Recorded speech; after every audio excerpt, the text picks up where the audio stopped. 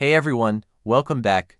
In this video I'll show you how to invite and share your Miro board with others in 2025. Sharing your board is important when you want to collaborate in real time or simply let others view your work. Step 1. Open the board you want to share. In the top right corner, click the Share button. Step 2.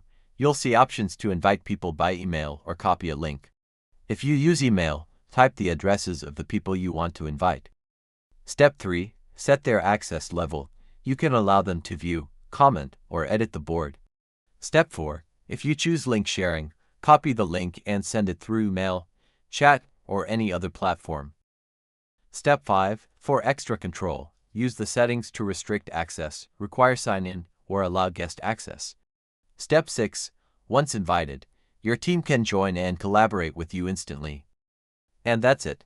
That's how you invite and share your Miro board with others in 2025. Don't forget to like and subscribe, and I'll see you in the next one.